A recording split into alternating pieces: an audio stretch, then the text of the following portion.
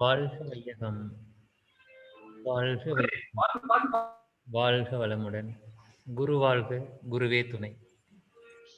தப்பாது குரு உயர்வு மதிப்போர் தம்மை தரத்தில் உயர்த்தி பிறவி பயனை நல்கும். தப்பாது குரு உயர்வு மதிப்போர் தம்மை தரத்தில் உயர்த்தி பிறவி பயனை நல்கும். எவர் ஒருவர் குருவை மதித்தொழுகினாலும் தப்பாது குரு உயர்வு மதிப்போர் தம்மை தரத்தில் உயர்த்தி பிறவி பயனை நல்கும். இந்த இணையத்தில் இணைந்திருக்கும் சகோதர சகோதரிகளாகிய உங்கள் அனைவரையும் வரவேற்று வாழ்த்தி மகிழ்கின்றேன். வாழ்க வளமுடன்.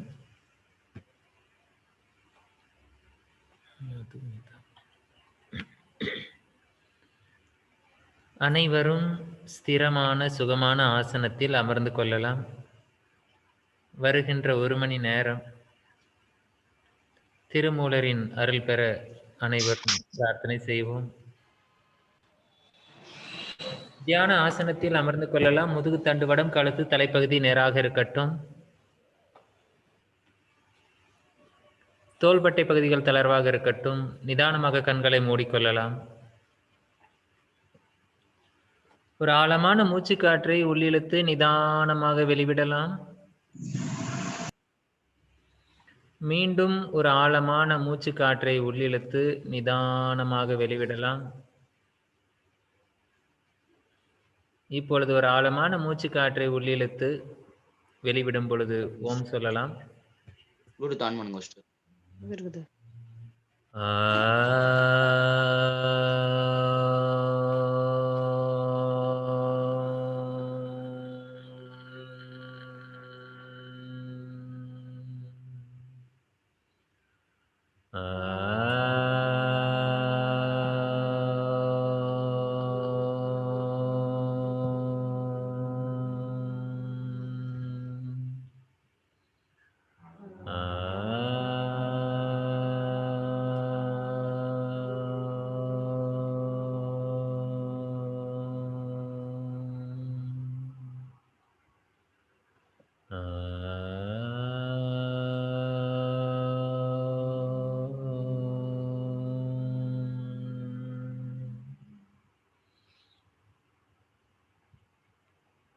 அனைவரும் சேர்ந்தே பாடலாம்.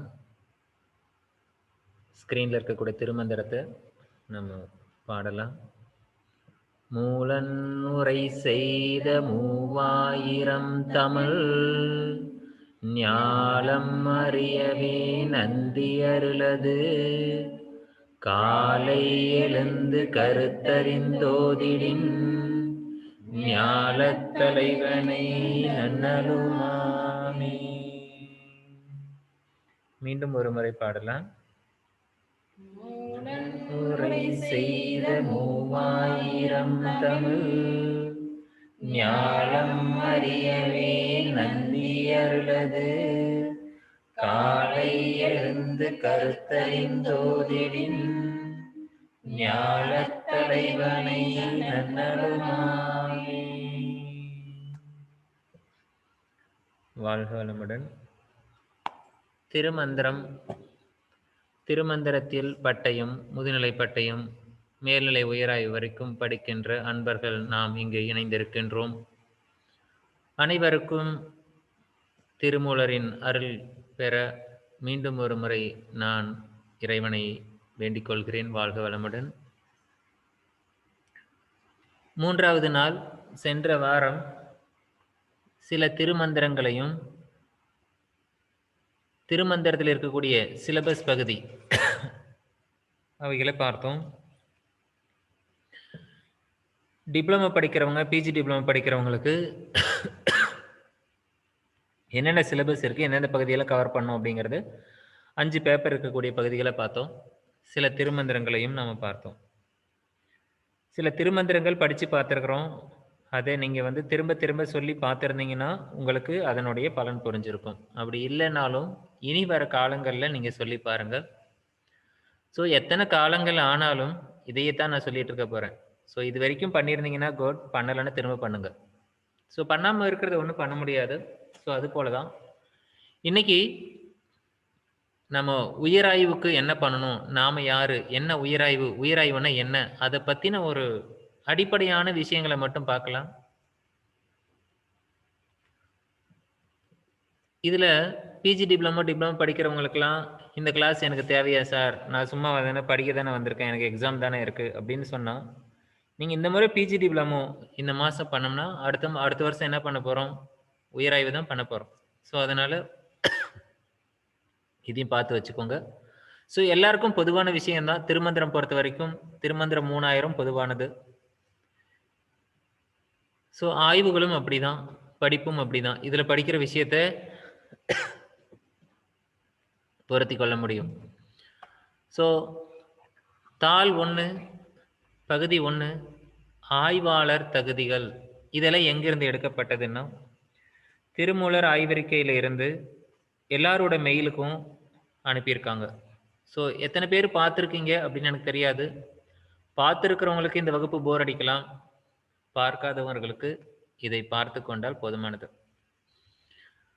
ஸோ, ஆய்வாளர் தகுதிகள் அப்படின்னு சொல்லி ஒரு தலைப்புல ஒரு பகுதி 1ன்னு பிரிச்சிருக்காங்க. அப்போ ஆய்வாளர்கள் யாரு? நாம தான் ஆய்வாளர்கள். ஸோ, நமக்கு என்ன தகுதி இருக்கு? ஸோ, நாம வந்து பிஜி டிப்ளமோலாம் முடிச்சிருக்கோம் ஏற்கனவே. அதுதான் தகுதி. அப்படியெல்லாம் கிடையாது. ஸோ, ஆய்வுக்கு என்ன தகுதி? ஆய்வுன்னா என்ன? அப்படிங்கிறத வந்து இவங்க குடுத்திருக்காங்க. எளிமையான தமிழ்ல குடுத்திருக்காங்க. அப்படியே படிச்சு பார்க்கலாம்.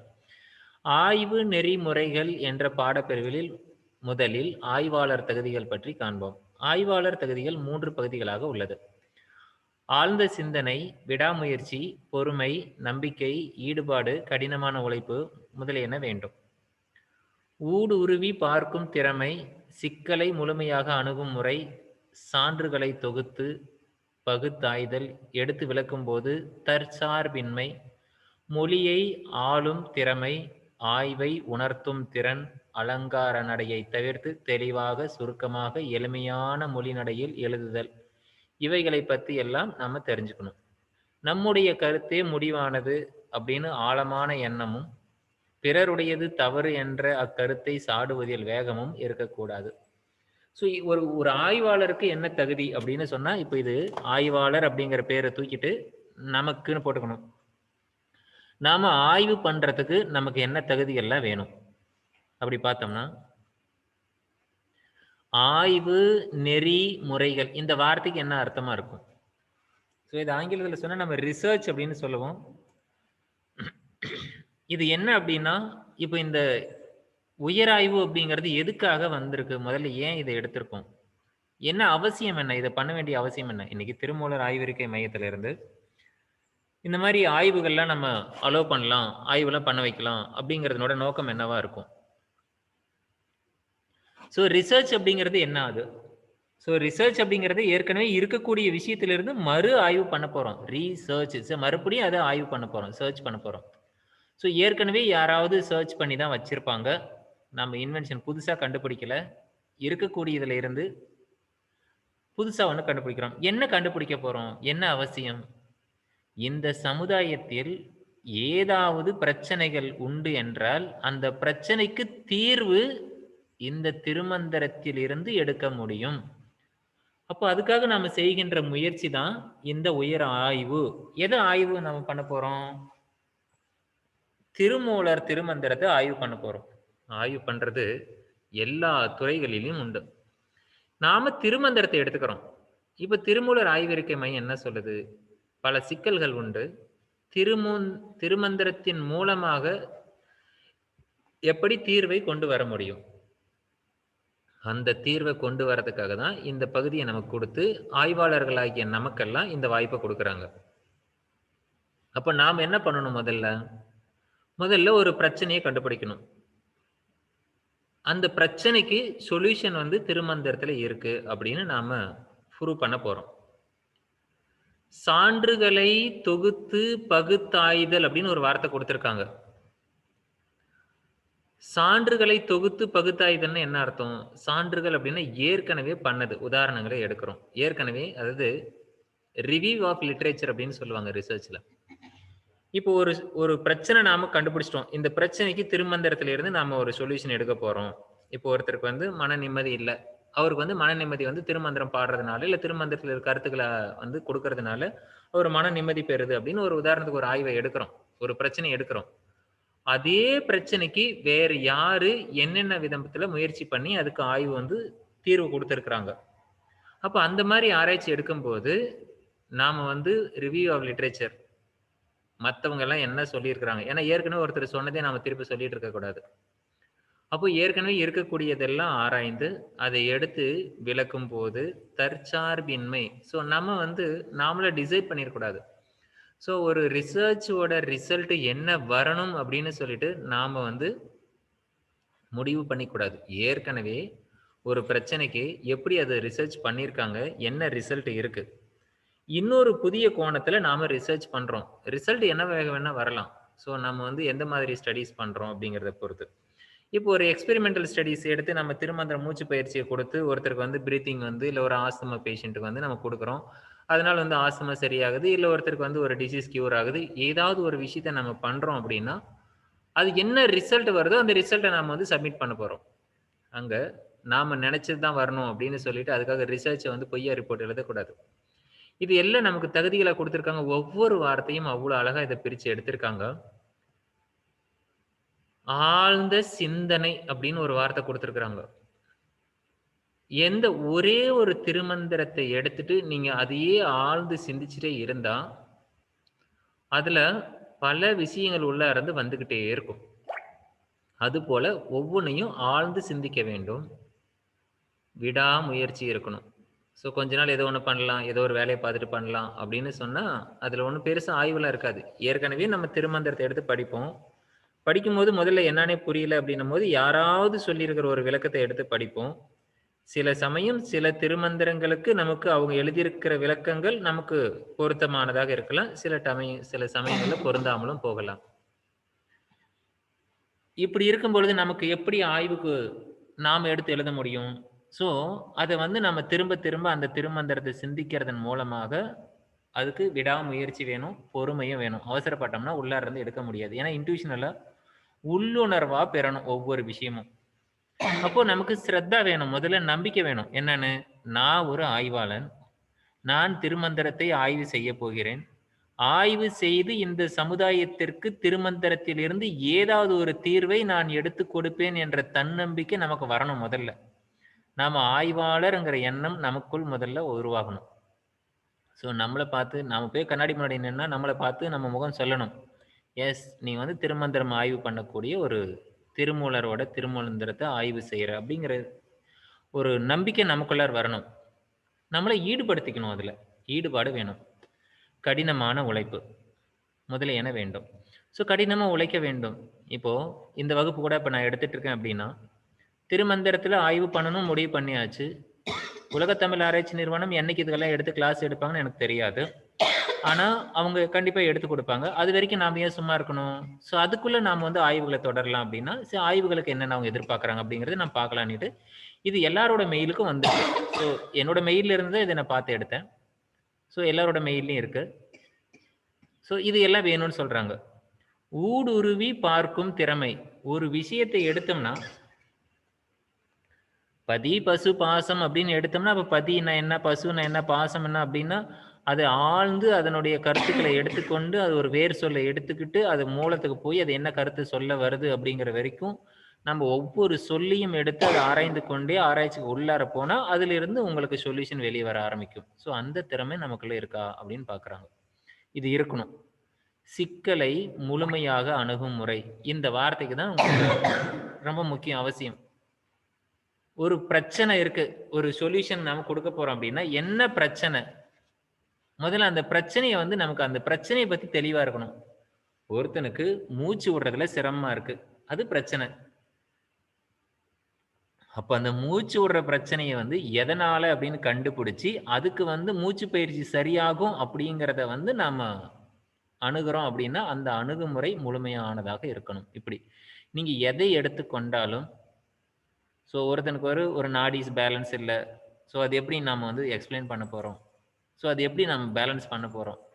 உங்களுக்கு என்னென்ன திறமைகள் இருக்கோ, உங்களுக்கு ஜோதிடத்துல இருக்கா? அல்லது யோகத்துல இருக்கா? எதுல இருந்தாலும் சரி. அந்த ரிசல்ட்டை கொடுக்கறதுக்கு முன்னாடி ஒரு பிரச்சனையை நம்ம ஐடென்டிஃபை பண்ணணும். அந்த தலைப்பை நாம தேர்ந்தெடுத்து அதுல நாம ஆய்வு பண்ணணும். ஒரு மொழி திறன் வந்து நமக்கு முக்கியம். ஸோ நம்ம வந்து கட்டுரை எழுதுறோம், ஒரு ஆய்வு எழுதுறோம் அப்படின்னு சொன்னா, அந்த ஆய்வ வந்து நம்ம எழுதுறதுக்கு முதல்ல நமக்கு ஒரு திறமை வேணும். நம்மளால பேச முடியும், படிக்க முடியும். ஆனா எழுதுன்னு வரும்போது பயங்கர லேட் ஆகும். அப்போ அந்த எழுத்து திறமைங்கிறத பயன்படுத்திக்கணும். பயப்பட வேண்டாம். இதிலேயே பின்னாடியே குடுத்துருக்காங்க. இயல் 1 எழுதுற வரைக்கும் தான் கஷ்டமா இருக்கும். எழுதி முடிச்சதுக்கப்புறம் கட கட கடன்னு நமக்கு நம்பிக்கை வந்துரும். எல்லாமே வந்துரும். ஆளுமை அதாவது ஆளும் திறமை. ஒரு மொழியை வந்து எப்படி கையாளணும் அப்படிங்கிற திறமை நமக்கு இருக்கணும். ஆய்வை உணர்த்தும் திறன். நாம என்ன ஆய்வு பண்றோமோ, நாம என்ன மனசுல நெனச்சு பண்றோமோ, அதை வெளிப்படுத்தும் விதத்துல நமக்கு வந்து திறமை இருக்கணும். அலங்கார நடையை தவிர்த்து. அதாவது நெறைய வந்து உள்ளார வந்து மானே, தேனே, பொன்மானே அதெல்லாம் போடாம, என்ன விஷயம் நம்ம சொல்ல வர்றோமோ, அத வந்து சுருக்கமாவும், எளிமையாவும் புரிஞ்சுக்கிற வகையில நாம்ப எழுதி இருக்கணும் அப்படின்னு சொல்றாங்க. இப்ப நம்ம ஆராய்ச்சி பண்ணும்பொழுது, மத்தவங்களுடைய கருத்துக்கள எடுத்து ஒப்பிட்டு பார்க்கும்போது, என்னுடைய கருத்து மட்டும் தான் கரெக்ட்டு. மத்தவங்களதெல்லாம் தவறு அப்படிங்கிறத வந்து, நம்ம அதுல வந்து மத்தவங்கள குறை சொல்றதுக்கோ, அந்த மாரி எண்ணங்கள்லாம் இருந்ததுன்னா, அதெல்லாம் நம்ம கொஞ்சம் வேண்டாம் அப்படின்னு சொல்றாங்க. இது ஆய்வாளர்களுடைய தகுதி. அப்படின்னா நம்மளுடைய தகுதி. நம்ம ஆய்வுக்கு முதல்ல இது எல்லாம் நம்மகிட்ட இருக்கா அப்படின்னு பார்த்து நம்ம சரி பண்ணிக்கணும். பண்ணிக்கலாம். ஆய்வாளர் தகுதிகள் பகுதி 2. என்னென்ன தகுதிகள் பாருங்க ஆய்வாளருக்கு? முதல்ல ஆய்வு அல்லது ஆய்வு பொருள் பற்றிய அறிவு. எதை நாம ஆராய்ச்சி பண்ண போறோமோ, அதை பத்தின நமக்கு தெளிவான அறிவு வேணும். நமக்கு நாலேட்ஜ் இல்லாத ஒரு விஷயத்தை எடுத்துக்கிட்டு நம்ம ஆய்வு பண்ணக்கூடாது. ஒரு சப்ஜெக்ட் நாம என்ன எடுக்கிறோமோ, அதுல பத்தி நமக்கு முழுமையான அறிவு இருக்கணும். இல்லன்னா அதுக்கப்புறம் நீங்க ஆய்வ பத்தி நீங்க எத எடுத்துக்கிறீங்களோ அத பத்தி படிச்சு, அதுக்கப்புறம் திருமந்திரத்த படிச்சு, அப்புறம் சொல்யூஷன படிச்சு அதுக்கெல்லாம் லேட் ஆயிடும். ஸோ நாம ஒரு ஃபீல்டுல இருக்கோம். ஒருத்தர் வந்து ஒரு அக்குபஞ்சர்ல இருக்கோம், ஒருத்தர் அக்குப்ரெஷர்ல இருக்கிறோம், ஒருத்தர் வந்து வர்மக்கலையில இருக்கோம், ஒருத்தர் வந்து யோகா பயிற்சியில இருக்கோம். இப்படி ஒவ்வொருத்தரும் ஒரு மருத்துவரா இருக்கிறாரு. யார் யாரு எந்தெந்த துறையில ஆழ்ந்த அறிவும் இருக்கோ, அவங்களுக்கு அதுல இருக்கக்கூடிய பிரச்சனைக்கு நம்ம சொல்யூஷன் திருமந்திரத்திலிருந்து எடுக்க முடியும் என்பதற்காக, முதலில் நாம எந்த துறையில நமக்கு எந்த அறிவு ஆழமாக இருக்கோ, அதை அடிப்படையாகக் கொண்டு நாம் ஆய்வுக்கு எடுத்துக்கணும். இது வந்து ஒரு ஆய்வாளருக்கு தகுதியா நம்ம கேட்கறாங்க. ஆய்வு மீது நமக்கு வந்து முதல்ல ஒரு இன்ட்ரெஸ்ட் வரணும். ஆய்வு பற்று. இதுதான் முக்கியம். இது இல்லாம நீங்க எதுவுமே பண்ண முடியாது. ஈவன் ஒரு டீச்சரா இருந்தாலும் சரி, ஒரு ஸ்டூடெண்ட்டா இருந்தாலும் சரி. முதல்ல பற்று. இப்ப நீங்க இந்த கிளாஸ்ல வந்து கிட்டத்தட்ட 33 பேர் அந்த கிளாஸ்ல இருக்கோம். எதனால? திருமந்திரத்தின் மீது இருக்கக்கூடிய பற்று. ஸோ நமக்கு இருக்கிறதுனால தான் வந்திருக்கோம். அதுபோல ஆய்வு மேலேயும் நமக்கு இருக்கக்கூடிய பற்று. முழுமையாக ஈடுபடுத்திக் கொள்ளுதல். ஸோ நம்ம வந்து ஆய்வுல வந்து முழுசா ஈடுபடுத்திக்கிட்டா மட்டும் தான் இந்த ஆய்வு பண்ண முடியும். ஏதோ திருமந்திரத்துல நான் வந்து உயராய்வு பண்ணியிருக்கேன். அப்படின்னு ஒரு சான்றிதழ் வாங்கி வைக்கிறதுனால மட்டும் நமக்கு ஒண்ணும் பெருசா லாபங்கள் ஒண்ணும் வந்துற போறதில்ல. அடுத்து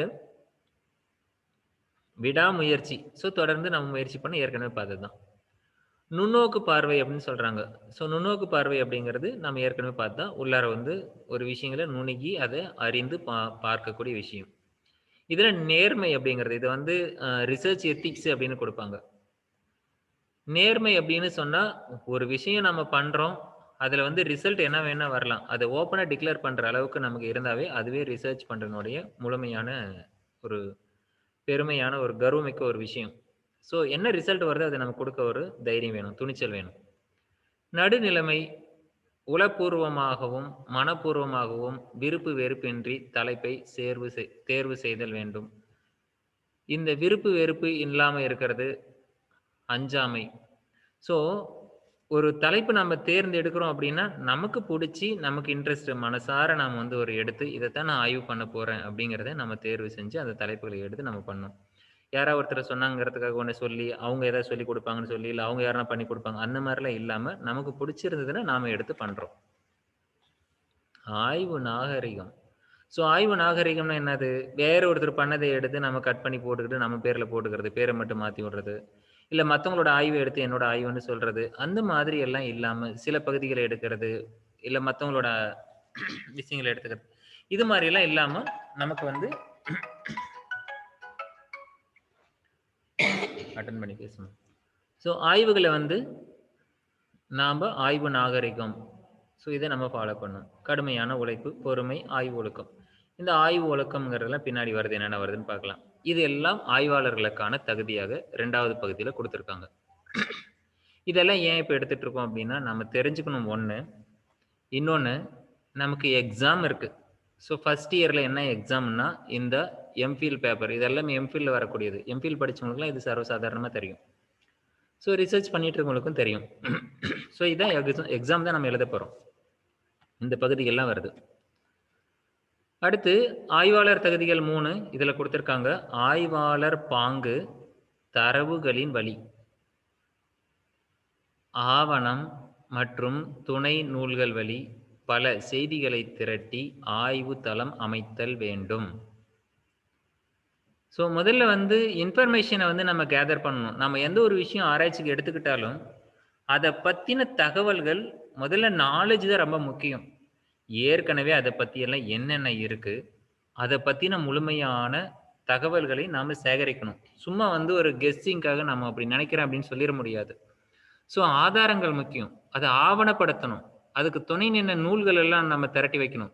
எங்கேயாவது ஒரு புத்தகத்தில் ஒரு குறிப்பு எடுக்கிறோம் அப்படின்னு சொன்னால் அந்த புத்தகத்தினுடைய அந்த புத்தகத்தை பற்றின விஷயங்களை நம்ம எழுதி வச்சுக்கணும். யார் ஆத்தரு, எத்தனாவது பதிப்பு அது வந்திருக்கு, அது யார் பதிப்பகம் பண்ணியிருக்காங்க, எங்கே பண்ணியிருக்காங்க, அந்த புத்தகத்திலிருந்து தான் நான் எடுத்திருக்கேன் அப்படிங்கிறத வந்து அந்தந்த இதில் நம்ம நோட் பண்ணி வைக்கணும். அப்புறம் கடைசியில் வந்து நம்ம துணை நின்ற நூல்கள்னு போட்டு ரேண்டமாக அங்கே போட முடியாது. ஸோ அதெல்லாம் நீங்கள் ஒரு புக்கில் ஒரு விஷயம் படிக்கிறீங்க, அது பிடிச்சிருக்கு, அதை நம்மளோட ரிசர்ச்சில் கொண்டு போய் இன்சர்ட் பண்ண நினைக்கிறீங்க, மற்றவங்களோட கருத்தை கொண்டு வந்து நான் உள்ளார போடுறேன், இது இந்த புத்தகத்தில் இருந்து தான் எடுத்தேன் அப்படிங்கிறத நாம் உள்ளார போடணும். பல செய்திகளை திரட்டி ஆய்வுத்தளம் அமைத்தல் வேண்டும். இதுதான் முக்கியம். ஸோ பல புத்தகங்கள்ல இருந்து ஒரு ஆய்வுத்தளம் அமைக்க வேணும்னா பல புத்தகங்கள்ல இருந்து கொஞ்சம் கொஞ்சம் கட் பண்ணி கொண்டாந்து போட்டு அதை ஜாயின் பண்ணி கொண்டாந்து உருவாக்கி கொண்டாந்து கொடுக்கறது அல்ல. அதை எல்லாம் சேர்த்து இன்னார் கருத்துக்களை சொல்லியிருக்காங்கன்னு நம்மளுடைய சொந்த கருத்துல எழுதுறது, சொந்த உரைநடையில எழுதுறது. நடுவு நிலைமை, சொல் வன்மை, மேற்கோள், இன்னாருடையது என காட்டல். ஸோ ஒரு காப்பி நாம் பண்ணி எடுக்கிறோம் அப்படின்னா அது நேர்மையாக நின்று இன்னாரதுலேருந்து இதிலேருந்து எடுத்திருக்கேன், இது இப்படி எடுத்து காட்டியிருக்கேன். எதுக்காகனா ஒரு சில விஷயங்களை எடுத்து காட்டினா தான் புரியும் அப்படின்னதுக்காக நம்ம எடுத்திருக்கோம் அப்படின்னு சொன்னால் அதை நாம் வந்து குறிப்பிட்டு காட்டணும். முரண் இன்மை, ஒருமைப்பாடு, தோழமை, ஆய்வில் சிதைவு இன்மை போன்ற ஒழுக்கங்களை ஆய்வாளர் பின்பற்ற வேண்டும்.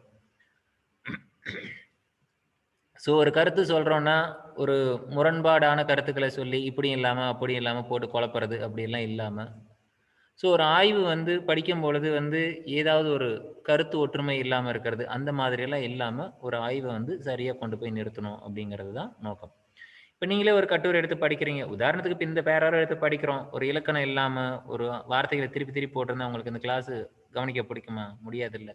ஸோ நம்மளுடைய ரிசர்ச்சை வந்து முதல்ல வந்து இன்னொருத்தர் படிக்கிறதே பெரிய விஷயம், நம்ம எழுதுறது. வேதாத்திரி மகரிஷி சொல்லுவார், எழுதின வரைக்கும் போதுமப்பா, ஏற்கனவே நிறைய எழுதியாச்சு, எழுதுனதை வச்சு வாழ்றதுக்கு வழியை பாருங்க அப்படிம்பாரு. ஸோ அப்படி நம்ம ஆய்வெல்லாம் பண்ணுறோம் அப்படின்னா நம்ம ஆய்வுகளை மற்றவங்க எடுத்து படிக்கிறதே பெருசு. ஆய்வில் இருக்கிற நாம் எப்படி மற்றவங்களோட புக்கை படிக்கிறோமோ அப்படிதான் நம்மளோட புத்தகமும். படிக்கும் பொழுது நாம் படிக்கும்போது ஒரு புக்கு எப்படியெல்லாம் நம்ம இருக்கணும் எதிர்பார்க்குறோமோ அப்படிதான் நம்மளோட ஆய்வு வெளியே வரணும். இதை நம்ம மனசில் வச்சுக்கணும், அவ்வளோதான். இதுதான் கொடுத்துருக்காங்க. ஆய்வாளர் மன வலிமையை, துடிப்பான உணர்வை எண்ணங்களில் மலரச் செய்ய வேண்டும். எடுத்துக்காட்டு அப்துல் கலாம். ஸோ அவர் எப்படி இருந்தார், அவர் என்ன சொன்னார், இந்த மாதிரியான விஷயங்களுக்கு உதாரணங்கள் சொல்லியிருக்காங்க. இன்றோ அல்லது நாளையோ ஒரு சவாலான காரியத்தை சாதிக்கக்கூடிய வாய்ப்பு என் ஆய்வு கூடத்தில் அடியெடுத்து வைக்கும் என்பதால் நான் தயாராக காத்திருப்பேன். இது அவர் சொன்னது.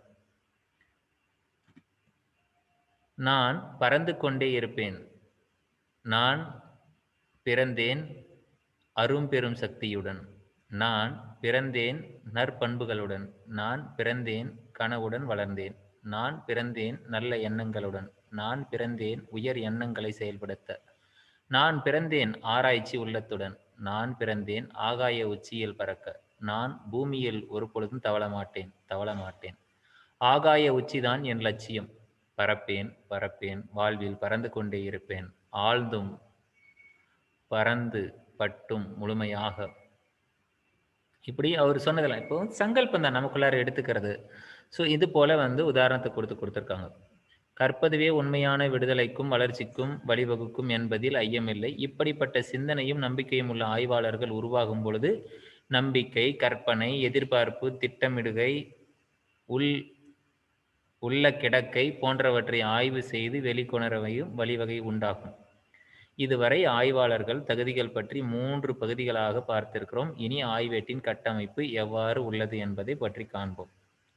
ஸோ ஆய்வாளர் தகுதியை வந்து 1, 2, 3 என பகுதியில் பிரித்து ஆய்வாளர் எப்படி இருக்கணும், என்னெல்லாம் பண்ணணும் அப்படிங்கிறதெல்லாம் பகுதிகளாக பிரித்து கொடுத்துருக்காங்க. ஸோ இது 3மே வந்து நமக்கு எந்த பகுதியை வேணால் கேட்டு நம்ம கேள்வி கேட்கலாம். பட் எந்த கேள்வி கேட்டாலும் நம்ம இதெல்லாமே எடுத்து எழுதலாம். ஸோ எந்த இடத்துல நமக்கு இருக்கும் அப்படிங்கிற ஒரு பொறுப்புணர்ச்சி இப்போ வந்திருக்கும் நமக்கு.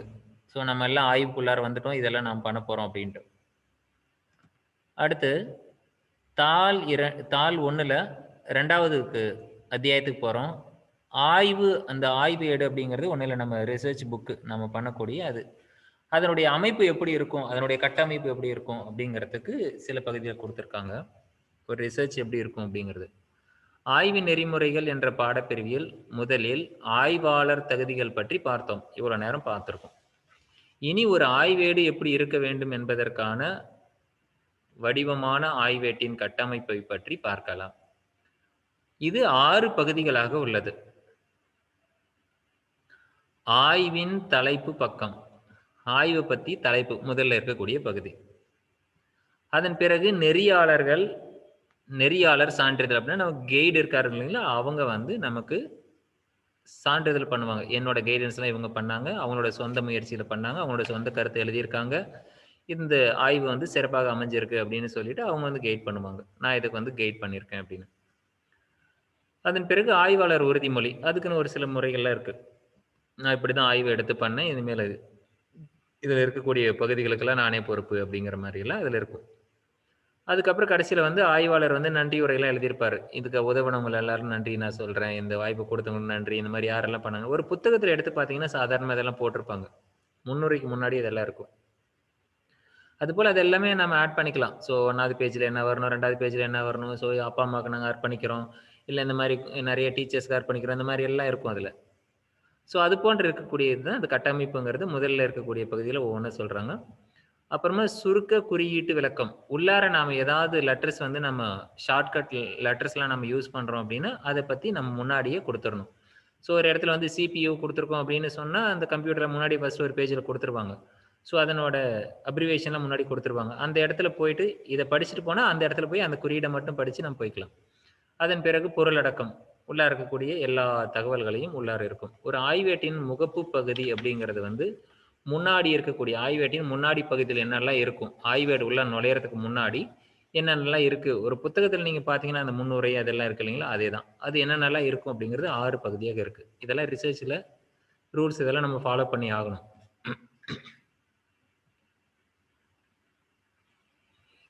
போகவே மாட்டேன்.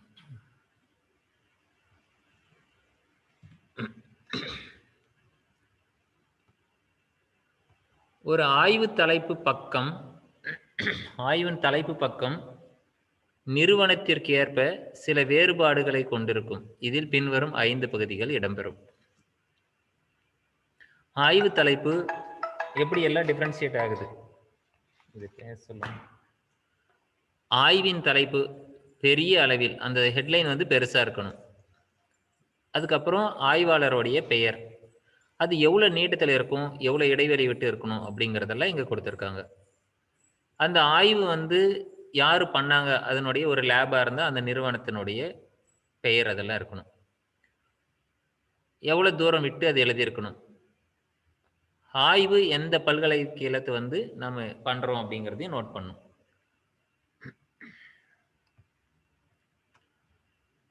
ஆய்வை சமர்ப்பிக்கும் நாள் கீழிருந்து 2 சென்டிமீட்டர் வந்து மேலே. ஸோ ஒரு அந்த பக்கத்தில் வந்து கீழே வந்து நம்ம என்னைக்கு இதை சப்மிட் பண்ணுறோம் அப்படிங்கிறது, அந்த இடம் நாள் அப்படின்னு போடுவோமே அந்த இடத்துக்கு. இது எல்லாமே அலைன்மெண்ட், இது எல்லாமே எல்லா கம்ப்யூட்டர் சென்டர்காரங்க ஈஸியா பண்ணுவாங்க. ஸோ அத வந்து பண்ணி குடுத்துருவாங்க. இதெல்லாம் நமக்கு பெரிய விஷயமே கிடையாது. ஏன்னா ஒரு ரிசர்ச் பேப்பர் நார்மலா இருக்கக்கூடிய கம்ப்யூட்டர் சென்டர்காரங்கட்ட நம்ம எல்லாம் முடிச்சுட்டு ஸ்பெல்லிங் கரெக்ஷன்லாம் முடிச்சுட்டு, அதுக்கப்புறம் ஒரு பேப்பர எடுத்து ட்ரையல் பார்த்துட்டு அவங்க கிட்ட கொண்டு போய் குடுத்தோம்னா, அவங்க எல்லாம் அரேஞ்ச் பண்ணி குடுத்துருவாங்க. ஸோ இருந்தாலும் ரூல்ஸ் நமக்கு தெரிஞ்சுக்கணும். இதெல்லாம் எக்ஸாம்ல நம்ம கொஸ்டினா கேட்பாங்க. படிக்கக்கூடிய அளவு இடம் விட்டு பைண்டிங் செய்யணும். ஏன்னா பைண்டிங் பண்ணும்போது படிக்கிறதெல்லாம் போட்டு லெட்டர்ஸோட சேர்த்து நம்ம பைண்ட் பண்ணிறக்கூடாது. A4 ஷீட்ல தான் நம்ம பண்ண போறோம். 16 முதல் 24 பவுண்ட் எடை. அந்த பேப்பருக்கு வந்து என்ன பாண்ட் ஷீட் அப்படின்னு சொல்லுவாங்க. அந்த பாண்ட் ஷீட் நம்ம யூஸ் பண்றோம்.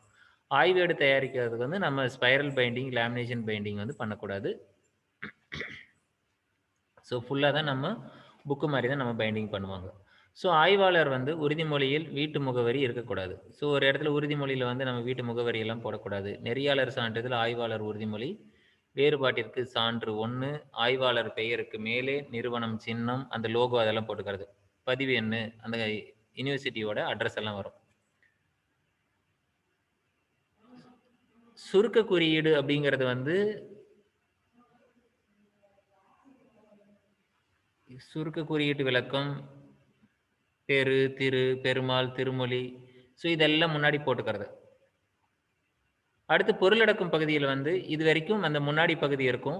அதன் பிறகு பொருளடக்கம் அப்படிங்கிற பகுதி வரும். அதுல என்னென்ன பக்கத்துல என்னென்ன இருக்கு அப்படிங்கிறது. அதாவது இயல் 1, இயல் 2, இயல் 3 எந்தெந்த பக்கத்துல இருக்கு அப்படிங்கிறத நாம சொல்லணும். அப்புறம் முன்னுரை, இயல்கள். முன்னுரை தான் ஃபர்ஸ்ட் வரும். அதுக்கப்புறம் இயல்கள். எத்தனை இயல் வந்து 5 இயல்ல பண்றோமா, 6 இயல்ல பண்றோமா அந்த மாரி வரும். கடைசியில வந்து முடிவுரை. என்னதான் நம்ம முடிவா சொல்லப் போறோம் அப்படின்ட்டு. அதுக்கப்புறம் துணை நின்ற நூல்கள் பட்டியல். அத நம்ம வரிசையா எடுத்துறோம். அந்த என்னென்ன நூல்ல ரெஃபரன்ஸ் எழுதுறோம். அதன் பிறகு பின்னிணைப்பு. So bibliography. அதுக்கப்புறம் எது எதெல்லாம் நமக்கு இணைக்கணும் அப்படின்னு நினைக்கிறோமோ, உள்ளாரெல்லாம் நம்ம என்னென்ன ஒட்டு போட்டிருக்கோமோ, அதுக்கெல்லாம் விளக்கம் கொடுத்து பின்னாடி நம்ம இணைக்கிறது. தகவல்களை தெரிஞ்சுக்கிறதுக்காக. ஸோ இந்த மாரி பகுதிகள்ல வந்து இந்த புக் இப்படி அமையணும். ஸோ ஒரு ஸ்டாண்டர்டைஸ்டு புக் எடுத்து பார்த்தீங்கன்னாவே தெரியும். இல்லன்னா நெறைய ரிசர்ச் புக்ங்கள எடுத்து நீங்க ஒரு தடவ பார்த்தீங்கன்னா உங்களுக்கு புரிஞ்சிரும். அடுத்து 2வது பகுதி எடுக்குறாங்க. ஆய்வேட்டின் கட்டமைப்பு. 2வது பகுதி என்னன்னு பார்த்தோம்னா, மையப்பகுதி. அதாவது முதல் பகுதி, மையப்பகுதி, கடைசி பகுதி இந்த மாரி எடுத்துக்கிறாங்க. இந்த மையப்பகுதி ஆய்வுப்பேட்டின் மையப்பகுதி எடுத்தீங்கன்னா, முன்னுரை இருக்கும். இயல்கள் 1, 2, 3, 4, 5ன்னு இருக்கும். அது இயல் 1ன்னா என்ன, 2ன்னா என்ன, 3ன்னா என்ன அந்த மாரி நம்ம எழுதணும் தலைப்பு. கடைசியில கன்க்ளூட் முடிவுரை. இந்த மாதிரி வந்து ஒரு புத்தகத்த வந்து நடுப்பகுதியில வந்து 3ஆ பிரிக்கலாம். அப்போ முதல் பகுதியில வந்து ஆய்வுக்கு சம்மந்தமில்லாத மத்த விஷயங்கள்லாம் இருக்கு. ஸோ ஆய்வாளர பத்தி, கைட பத்தி, யுனிவர்சிட்டிய பத்தி, அத பத்தி எல்லாம் முதல் பகுதியில இருக்கு. அதுக்கப்புறம் இந்த ஆய்வு என்னதான் சொல்ல வருது அப்படிங்கிறத முன்னுரையில நம்ம ஷார்ட்டா குடுக்குறோம். அதுக்கப்புறம் அத எலாபரேட்டா நம்ம இயல்களா பிரிச்சு பண்றோம். அப்புறம் முடிவுரை எழுதுறோம். இந்த 3 பகுதியும் மையத்துல இருக்கு. கடைசியில வரக்கூடியது, ஸோ அதுக்கு துணை நின்ற நூல்கள், ரெஃபரன்ஸ் அதெல்லாம் கடைசி பகுதியா வரும். ஸோ இதுதான் ஒரு அமைப்பு. இப்படிதான் புக் அமையும். இதுல அத வந்து அவங்க கீழ குடுக்குறாங்க. என்னென்னலாம் வரணும் அப்படிங்கிறது. முன்னுரையில் எது எல்லாம் அமையும் அப்படின்னா, ஆய்வோட தலைப்பு, இந்த ஆய்வினுடைய நோக்கம், இந்த ஆய்வு எதற்காக பண்றோம்? அவசியம் என்ன? இந்த ஆய்வின் அவசியம் என்ன? இது எதற்காக பயன்படுது? ஆய்வின் மூலங்களும், எல்லை வரையறும். அதாவது லிமிட்டேஷன், டீலிமிட்டேஷன் சொல்லுவாங்க. ஸோ அது. அப்புறம் வந்து முதன்மை நூல்கள். எது நமக்கு ஆதார நூலாக இருக்கு? துணை ஆதாரமாக இது இருக்கு. எதை அடிப்படையாகக் கொண்டு? இப்போ முதன்மை ஆதாரம் அப்படின்னா திருமந்திரம் தான். ஸோ அதுக்கு துணை நின்ற நூல்கள் என்ன? வேற திருவாசகமோ வேற எதாவது எடுக்கிறோம் அப்படின்னா, அதில நம்ம குறிப்பிடணும். ஸோ ஆய்வின் கருதுகோள், ஹைப்போதீசிஸ். ஸோ நான் இந்த ஆய்வு பண்ணனா, இதுதான் ரிசல்ட் வரும் அப்படின்னு சொல்லிட்டு முன்னாடியே நம்ம வந்து கருதி எடுத்துக்கூடிய ஒரு ரிசல்ட். ஸோ அது வந்துச்சுன்னா ரிசல்ட் நம்ம ரிசர்ச் வந்து சக்சஸ். அப்படி இல்ல அப்படின்னு சொன்னா, அந்த ரிசர்ச் வந்து அந்த ரிசர்ச் வந்து இப்ப நான் பண்ணேன் எனக்கு ரிசல்ட் இவ்வளவு தான் வந்திருக்கு. நீங்க யாராவது எடுத்து கன்டின்யூ பண்ணாலும் பண்ணலாம். ஸோ நாம ரிசல்ட் வந்து முடிச்சிடலாம். பட் அந்த கருதுகோள் ஹைப்போதீசிஸ் வருது, என்ன ரிசல்ட் வருது அப்படிங்கிறது நம்ம முன்கூட்டியே எழுதுறது தான் கருதுகோள். ஆய்வின் முன்னோடிகள். ஸோ எதையெல்லாம் அடிப்படையாகக் கொண்டு இதன் அடிப்படையில் இது பண்றோம் அப்படிங்கிறது. அப்புறம் ஆய்வு அணுகுமுறை. எந்த மெத்தட்ல நம்ம வந்து இத ஆய்வு பண்றோம். ஸோ அது மெத்தடாலஜி தனியாவே இருக்கு. அதுக்கப்புறம் இயல் வந்து பாகுபாடு. இந்த இயல்கள வந்து பிரிக்கிறோம். இதுல இப்படி வருது அப்படின்ட்டு. இந்த இயல்கள் இதுல அமைக்கிறதுக்கு என்ன காரணம் அப்படிங்கிறதும் நம்ம அதுல குறிப்பிடணும். அடுத்து நிறைவுரை. கடைசியில நிறைவா வந்து நம்ம இது இப்படிதான் முடிவடையுது அப்படி சொல்லணும். ஸோ இதெல்லாம் அந்த ஆய்வுல அமையக்கூடிய பகுதிகள். திருமந்திரம் கிளாஸ் எடுத்து 4 பாட்டு சொல்லிக் குடுப்பாருன்னு வகுப்புக்கு வந்தேன். இவர் ஏதோ பள்ளிக்கூடத்துல வச்சு பாடம் நடத்துற மாரி நடத்திட்டு இருக்காரு. ஆன்லைன்ல உட்காந்தாலே தூக்கம் தூக்கமா வரும். இவர் இப்படி எடுத்துட்டு இருந்தா எனக்கு எப்படி இருக்கும்? என்ன பண்றது? இன்னைக்கு ஒரு நாள் இப்படி படிக்கலாம். ஆய்வேட்டின் கட்டமைப்பு. ஆய்வேடுன்னா என்னது? நாம பண்ணக்கூடிய ரிசர்ச். அது எப்படி அமைக்கப்பட்டிருக்கும் அப்படிங்கிறது இந்த 3வது பகுதி. ஆய்வின் தலைப்பு. ஒரு ஆய்வினோட தலைப்பு வந்து ரொம்ப எளிமையா இருக்கணும். அர்த்தமுள்ளதா இருக்கணும். அந்த தலைப்ப பார்த்த உடனே இதுதான் சொல்ல வராங்க. ஸோ இந்த சமுதாயத்துக்கு வந்து இவ்வளோ பெரிய ஒரு சிக்கல் இருக்கு. அந்த பிரச்சனைக்கு இந்த ஆய்வு சரியானதா இருக்கும் அப்படிங்கிற வகையில நாம தலைப்ப வந்து சூஸ் பண்ணணும். தலைப்பு சூஸ் பண்றது தான் பெரிய விஷயம். சினிமாலாம் கூட எடுத்துருவாங்க. ஷூட்டிங்லாம் முடிஞ்சு, எடிட்டிங்லாம் முடிஞ்சு எல்லாம் ரெடி ஆயிடும். கடைசி நேரம் வரைக்கும் தலைப்பெல்லாம் வைக்காம தேடிட்டு இருப்பாங்க. ஸோ அந்த தலைப்பு வந்து வெளிய வந்தது உண்டு அப்படின்னா, அது அவ்ளோ தலைப்புக்கு வந்து அவ்ளோ முக்கியத்துவம் கொடுக்க வேண்டியதா இருக்கு. ஆய்வு பொருளை எளிமையாக உள்வாங்கிக் கொள்ளும் முறையில் அமைக்க வேண்டும். ஸோ ஆய்வு என்னதான் சொல்ல வருது அப்படிங்கிறத வந்து ஈஸியா வந்து கிரகித்துக் கொள்ள முடியணும். அப்படி இருக்கணும் ஆய்வு தலைப்பு. அதே மாரி நாம இஷ்டத்துக்கும் தலைப்ப வந்து எடுத்துறக்கூடாது. ஆய்வு இப்ப நம்ம வந்து உலக தமிழ் அரசு எந்தெந்த தலைப்புகள்லாம் எடுக்கலாம், எதுக்கெல்லாம் பண்ணலாம் அப்படின்லாம் குடுத்திருப்பாங்க. கைட ஒப்புதல் வாங்கிட்டு இந்த தலைப்பு நான் சூஸ் பண்ணலாமா அப்படின்னு கேட்டுட்டு அதுக்கப்புறம் பண்ணணும். அதான் வல்லுனர்களுடைய கலந்துரைப்படி விவாதித்து, ஆழமாக சிந்தித்து, அதுக்கப்புறம் அது பொறுமையா டைம் எடுத்து, பல பேரோட ஒப்புதல்லாம் கேட்டு, அதுக்கப்புறம் அத தெளிவுபடுத்திக்கிட்டு, அதுக்கப்புறம் அந்த ஆய்வு தலைப்ப வந்து நம்ம அமைக்கணும். ஆய்வு காலத்த வந்து நம்ம ஆய்வ வந்து தலைப்ப வந்து சரியா நம்ம செயல்படுத்தி, முட் தலைப்பு சரியா சூஸ் பண்ணிட்டாவே நம்மளுடைய கிட்டத்தட்ட ஸ்டார்ட் ஆயிடும் ரிசர்ச். அது வரைக்கும் அந்த தலைப்பு இல்லாத வரைக்கும் நம்மளால வந்து போகவே முடியாது. ஸோ தலைப்பு சூஸ் பண்ணி, என்னென்ன நம்ம வேரியபிள் நம்ம எடுத்துக்க போறோங்கிறத சூஸ் பண்ணி, அதன் பிறகு ஹைப்போதீசிஸ் எழுதிட்டோம் அப்படின்னு சொன்னா, அதுக்கப்புறம் ஆய்வு வந்து ஒரு டைரக்ஷனுக்கு வந்துரும். ஆய்வின் மூலங்களும், எல்லை வரையறையும். ஸோ ஒரு ஆய்வுக்கு எது எதெல்லாம் நமக்கு வந்து ஆய்வு பின்பற்றிய முறைகள், எவை பற்றி குறிப்பிடுதல்? ஆய்வு சிக்கல்கள் எப்படி தோன்றியது? எப்படி தீர்க்கப்பட்டது? மேற்கொண்ட உத்திகள் என்ன? ஆய்வின் பரப்பு எல்லைகள், தடைகள். ஸோ இந்த ஆய்வுல வந்து லிமிட்டேஷன், டீலிமிட்டேஷன் இது இங்கெல்லாம் பொருந்தும், எங்கெல்லாம் பொருந்தாது. ஸோ உதாரணத்துக்கு வந்து இப்போ திருமூல பிராணாயாமம் எடுத்து நம்ம பண்றோம். இது வந்து ஹீட் பிராணாயாமா, இல்ல கூலிங் பிராணாயாமா இப்படி நம்ம ஏதோ ஒண்ணு எடுத்து பண்றோம்னா, இங்க இருக்கிற கிளைமேட்ல இருக்கிறவங்களுக்கும், சுவிட்சர்லாந்து இருக்கிறவங்களுக்கும் ஒரே பிராணாயாமம் ஒரே மாரி எஃபெக்ட் குடுக்கும் அப்படின்னு நம்ம ரிசல்ட் எழுத முடியாது. ஸோ நாம எந்த ஏரியால பண்றோமோ, அந்த ஏரியால இதான் ரிசல்ட் வரும். ஸோ இங்க இதான் ரிசல்ட் அப்படிங்கிறத நாம அந்த எல்லை லிமிட்டேஷன்லாம் நம்ம கொடுக்கணும். ஆய்வு முன்னோடிகள். யாரெல்லாம் இதுக்கு முன்னாடி ஆய்வு பண்ணியிருக்காங்க? அவங்கலாம் என்ன முடிவ குடுத்திருக்கிறாங்க? ஸோ நாம அத பத்தி என்ன பண்ண போறோம்? ஸோ இதெல்லாம் தான் வந்து நமக்கு இந்த பகுதியில வரும். ஆய்வின் கருதுகோள், ஹைப்போதீசிஸ் முன்னாடியே ஆய்வின் வழி எது நிறுவப்படுகிறது என்பதை சுருக்கமாகவும், தெளிவாக மொழி அமைப்பிலும் தருக. ஸோ ஒரு கருதுகோள் தான் வந்து ரொம்ப முக்கியமானது. அதன் விளக்கம், தோற்றம், வளர்ச்சி போன்ற வரலாறும், கொள்கை, கருதுகோள், கருத்து, பிற்கூறுகள் பற்றியும் அவற்றின் தொடர்பு கூறுதல் வேண்டும். ஸோ இது எப்படி வந்து வந்தது? எப்படி இத வந்து நம்ம இந்த ரிசல்ட்டோட ரிசல்ட் வெளிய வரும் அப்படிங்கிறத வச்சு, சில அதுக்குன்னு சில இருக்கக்கூடிய அந்த கருத்துக்கள், இந்த அடிப்படையில இது இப்படி ரிசல்ட்டா வரும் அப்படிங்கிறத நம்ம சொல்லணும். அப்புறம் இந்த ஆய்வ வந்து நம்ம எப்படி அணுகப் போறோம்? எப்படி எந்த மெத்தட்ல இத நம்ம பண்ண போறோம்? ஒரு எடுத்துக்கிட்டு நாமளா வந்து ஒரு விளக்கமுறை எழுதப் போறோமா? இல்ல யாரையாவது வச்சு நம்ம பிராக்டிஸ் பண்ணி, பிராக்டிஸ் குடுத்து எதாவது பண்ண போறோமா? இல்ல ஏதாவது மந்த்ரா சான் பண்ணி வச்சு எதாவது பண்ண போறோமா? ஒருத்தரோட மனமிக திருமந்திரத்த சொல்லிக் குடுத்து பாட வச்சு பண்ண போறோமா? இப்படி ஏதோ ஒரு எக்ஸ்பெரிமென்டலாகவோ, இல்ல இது வந்து நாமளா வந்து ஒரு விளக்கமுறை ஆய்வாகவோ எப்படி எடுத்துக்கிறோம் அப்படிங்கிறது, அத நம்ம இங்க வந்து குறிப்பிட்டு இதுதான் நான் பண்ண போறேன் அப்படின்னு நம்ம சொல்லணும். ஸோ இப்படிதான் நான் பண்ண போறேன், இவ்வளோ நேரம் பண்ண போறேன் அப்படிங்கிற விஷயங்கள் எல்லாம் இந்த பகுதியில வரும். அதற்கப்புறம் முடிவுரை நாம எழுதணும். இதெல்லாம் தொகுத்து இந்த ஆய்வு வந்து இப்படி இருந்து, இப்படி ஆய்வு பண்ணி, இப்படி ரிசல்ட் வந்திருக்கு அப்படிங்கிறத நம்ம கொடுக்கணும். இது முடிவுரை. சான்று ஆதார பகுதி. ஆய்வேட்டின் சான்றாக ஆதாரமாக இருக்கக்கூடியது.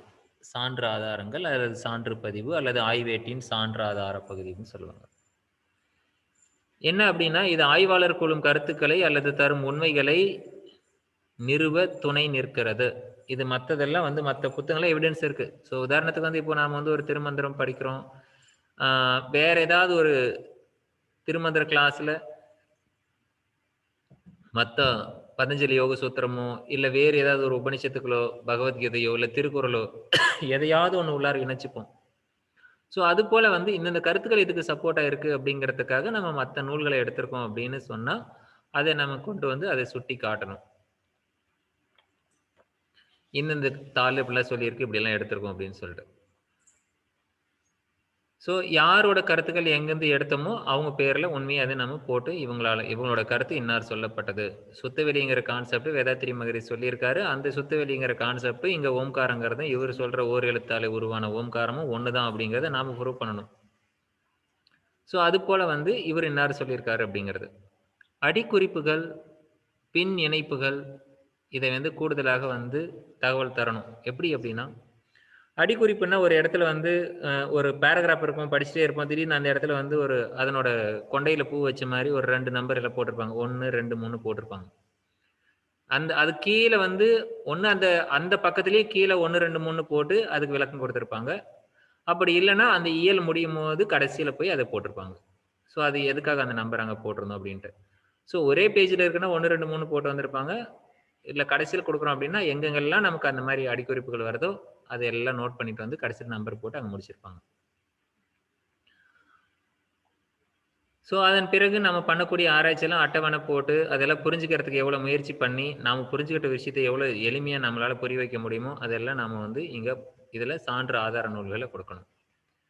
ஆய்வேட்டின் கட்டமைப்புல வந்து மத்த பகுதியெல்லாம் எப்படி இருக்கு அப்படின்னு பார்த்தோன்னா, மத்த பின் ஓட்டு, பிற சேர்க்கை அப்படின்னு சொல்லுவோம்ல, பின் இணைப்புகள் மத்தெல்லாம் சேர்க்கிறது, துணை நின்ன நூலோட பட்டியல் போடுறது. அந்த பட்டியல் போடுறதுல சர்டன் ரூல் இருக்கு. அதுதான் வந்து சொல்லகராதி, ஆவணங்கள், வரைபடம், இனிஷியல் எப்படி போடணும், பேர் எப்படி போடணும், ஒரு புத்தகத்தோட பேர் எப்படி போடணும், இதெல்லாம் இதுல வரும்.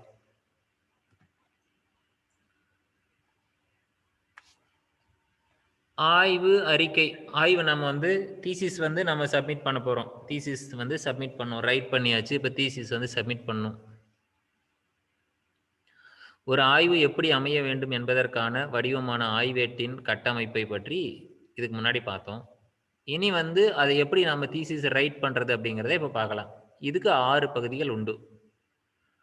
ஆய்வுக்கு எடுக்கப்பட்ட குறிப்புகளை முழுவதுமாக அறிந்திருத்தல் வேண்டும். நாம எதையெல்லாம் நோட் பண்ணி வச்சிருக்கோமோ, அந்த பகுதிய பத்தின முழுமையான தகவல்கள் நமக்கு தெரிஞ்சிருக்கணும். ஒரு ஆய்வை எப்படி எழுதுறது அப்படின்னு சிந்திச்சு, அதன் பிறகு அத நம்ம எழுத தயாராகணும். ஸோ முதல்ல வந்து நமக்குள்ளார ஒரு கன்க்ளூட் இருக்கணும். ஒரு தெளிவு இருக்கணும். நாம அதுல தெளிவானதுக்கு பிறகு அத நாம எழுதுறதுக்கு முயற்சி பண்ணணும். மன நிறைவு தரும் வகையில் உட்பிரிவுகளை வரையறைப்படுத்தி கொள்ள வேண்டும். ஸோ நாம எழுதுறோம் அப்படின்னா, நமக்கு ஒரு சாட்டிஸ்ஃபேக்ஷன் இருக்கணும். Okay right. இந்த பகுதி இப்படியே படிச்சுட்டு வந்தா இதுல கிளியரன்ஸ் இருக்கு. அப்படிங்கிற மாரி நமக்கு அதுல எங்கேயாவது ஒரு வார்த்தை குழப்பமா இருந்தா கூட, அது வந்து மேற்கொண்டு படிக்கிறதுக்கு விட்டு போயிடும். ஸோ அந்த மாரி இல்லாம நமக்கு அது மனநிறைவா வர அளவுக்கு நாம அத எழுதிட்டு வரணும். ஒருவர் தாம் கண்ட சான்றுகளையும், முடிவுகளையும் படிப்பவர்கள் எளிதில் உணர்ந்து மதிப்பிடத்தக்க வகையில் வாய்மொழியாகவோ, வரி வடிவாகவோ வெளியிடுவதோ ஆய்விருக்கை. ஸோ ஆய்விருக்கை அப்படிங்கிறது என்னன்னா, எனக்குள்ள இருக்கிற கருத்த வந்து ஒருத்தருக்கு நான் ரெக்கார்ட் பண்ணி வாய்ஸாவோ, இல்ல வாய்ஸ் ரெக்கார்டோ, இல்ல எழுத்தாவோ நான் குடுக்குறேன் அப்படின்னா, அந்த ஆய்விருக்கை அப்படின்னு சொல்றோம். அது வந்து மத்தவங்களால ஈஸியா புரிஞ்சுக்கணும் அப்படிங்கிற அந்த வகையில இருக்கணும். ஆய்வு செய்வதின் உள்ளார்ந்த செறிவான கான்சன்ட்ரேட்டட் முடிவான பகுதியே இது. ஸோ ஒரு ரிசர்ச்சினுடைய ஒட்டுமொத்த பகுதியும் ஒருத்தர்கிட்ட இருந்து வெளியே வரக்கூடிய தொகுப்பு தான் இந்த ஆய்வேடு. ஒரு ஆய்வாளரின் திறமையை, வெற்றியை சோதித்து அறிய வாய்ப்பளிப்பதும் இதுதான். ஸோ நம்மளுடைய ரிசர்ச்ங்கிறது ஒரு ஒரு ரிசர்ச் பேப்பரோ, இல்ல ஒரு ஜர்னலோ வந்து போகுது அப்படின்னு சொன்னா, அது உலக அளவுல எல்லாரும் படிப்பாங்க. பட் ஆனா அது வந்து எத்தன பேர் பார்க்குறாங்க? எவ்வளோ ரிவ்யூஸ் போகுது? இப்போ எப்படி வந்து நம்ம Facebookல வந்து லைக்ஸ் போடுறோமோ அப்படிதான். ஸோ நம்ம வந்து ஒரு ஒரு ஆய்வு வந்து சக்சஸா குடுக்குறோம் அப்படின்னா, அது உலக அளவில ஃபேமஸ் ஆகலாம். ஸோ அது நம்ம எந்த பிரச்சனைக்கு எடுத்துக்கிறோம், அந்த பிரச்சனைக்கு ஒரு சொல்யூஷன் ஒண்ணும் கிடையாது. இப்போ சிம்பிளா எடுக்குறோம். இப்போ கொரோனா வந்து செகண்ட் டைம் வருது. கொரோனா செகண்ட் டைம் வரதுக்கு வந்து இந்த திருமந்திரத்தில இருக்கக்கூடிய பகுதிகள வந்து நம்ம பண்ணோம்னா, அந்த கொரோனா போயிடும் அப்படின்னு சொல்லிட்டு ப்ரூவ் பண்ணோம்னா, உலக நாடுகள் ஃபுல்லா நம்மகிட்ட வந்துரும். ஸோ அதுபோல ஒரு ஆய்வுங்கிறது நமக்கு அமையும் அப்படிங்கிறத வந்து சொல்றாங்க. முன் யூகம் அல்லது கருதுகோள், அதாவது ஹைப்போதீசிஸ். முன்னாடியே நம்ம யூகிக்கிறது. இந்த ரிசல்ட் இப்படி இந்த ஆய்வு இப்படிதான் ரிசல்ட்ட குடுக்கும் அப்படின்னு சொல்லிட்டு. அப்புறம் சான்றுகள், சான்று எதெல்லாம் உதாரணம் குடுக்குது அதெல்லாம் தொகுத்து வைக்கிறது. அதுக்கப்புறம் பகுத்து ஆராயறது, அதை விளக்குறது. இதெல்லாம் அந்த ஆய்வு நாம தீசிஸ் ரைட்டிங்ல வருது. அடுத்து இதுல பகுதி 2 என்ன குடுத்திருக்காங்கன்னா, கருத்துக்களை முன், பின் வரிசை அறிந்து நிரல்பட கூறும் வைப்பு முறை திட்டம். எது முன்னாடி வரணும், எது பின்னாடி வரணும், இதெல்லாம் வரிசைப்படுத்தி முன்னாடி, சைடுல, பின்னாடி வர்றது எல்லாம் இதெல்லாம் நம்ம முறைப்படுத்தி இருக்கணும். ஆய்வின் நடை படித்து புரிந்து கொள்ளக்கூடிய அளவில் எளிமையாக, நேரடியாக, சுருக்கமாக அமைய வேண்டும். இதெல்லாம் எப்படி நமக்கு எக்ஸாம்ல கேட்டாங்கன்னா, இதெல்லாம் நம்ம இப்படி எழுதலாம். ஸோ நாம என்ன ஒரு புக்க படிக்கும்போது எதிர்பார்ப்போமோ அதுதான். என்னென்ன தலைப்புகள், என்னென்ன பொருள் பற்றி எழுதுவது என குறித்து கொள்வதற்கு திட்ட வரையறை என்று பெயர். ஸோ ஒரு ப்ளூ பிரிண்ட். இந்த தலைப்புல, இந்த பகுதியில இந்த இது இப்படிதான் பண்ண போறோம் அப்படின்னு நம்மகிட்ட ஒண்ணு இருக்கணும். இது பொருள் அடக்கும் போல் அமையும். இது நம்ம கையில இருக்கும். அதுக்குள்ள என்னெல்லாம் இருக்கு அப்படிங்கிறத நாம திட்டமோடு பண்ண போறோம். ஒவ்வொரு தலைப்பிலும், உட்பிரிவிலும் என்னென்ன எழுதக்கூடும் என சுருக்கமாக எழுதிக் கொள்வது கருத்துரை சுருக்கம் எனப்படும். ஸோ கருத்துரை சுருக்கம்னா என்ன அப்படின்னா, நாமளே வந்து இந்த தலைப்புல இதெல்லாம் உள்ளார நம்ம வந்து இன்சர்ட் பண்ண போறோம் அப்படிங்கிறத நம்ம நோட் பண்ணி வச்சிருக்கணும். ஸோ தலைப்பை தேர்ந்தெடுத்த நாள்ல இருந்து அது பற்றி சிந்திச்சு கொண்டே இருக்கணும். ஸோ அத பத்தி எப்பொழுதும் ஆராய்ச்சி பண்ணிக்கிட்டே இருக்கணும். ஒரு தலைப்பை சூஸ் பண்ணிட்டோம்னா, அத பத்தி சிந்தனையில இருந்துட்டே இருந்தோம்னா, நமக்கு அது ரிசல்ட்ட கொண்டு வந்து குடுக்கும். ஒரு பத்தி பேரா அமைக்கிறது. மைய சிந்தனை, அதில் அமைந்துள்ள முக்கிய கருத்தை உள்ளடக்கியதாக அமைய வேண்டும். ஒரு பேரா எடுக்கிறோம் அப்படின்னு சொன்னா, அது வந்து ஒரு ஒரு மைய கருத்த வந்து அது வந்து சொல்ல வரணும். அப்படி அந்த மாரி ஒரு பேராவ அமைக்கணும். பத்திக்கு பத்தி ஒரு சங்கிலி தொடர் போல் இணைப்பு இருக்க வேண்டும். முதல் பத்தியில ஒண்ணு சொல்லிட்டு, அடுத்த பேரால போய் வேற ஒண்ணு சொல்லிட்டு, முதல்ல வந்து அந்த மாரி ஒரு கான்ட்ரோவர்சி இல்லாம, ஸோ அடுத்து என்னென்னலாம் வரணும். ஒரு ஒரு பேரால இருந்து அடுத்த பேராவுக்கு போகும்போது, அத வந்து தொடர்புடையதாக இருந்து கொண்டு போகணும். அப்பதான் உங்களுடைய இப்போ ஒரு ஒரு ஒரு இடத்துல வந்து ஒரு வார்த்தை போட்டிருக்கோம் அப்படின்னு சொன்னா, ஒரு வார்த்தை புதுசா இன்ட்ரோடக்ஷன் பண்றோம் அப்படின்னா, அதை விளக்கம் குடுத்துட்டோம்னா, அடுத்த முறை போடும்போது அது சுருக்கத்த போட்டுக்கலாம். ஆனா, அந்த பேரா வந்து கேரி ஆகும்போது, அதுக்கு வந்து தொடர்பு இருக்கணும் அப்படிங்கிறது வந்து ரொம்ப முக்கியம்.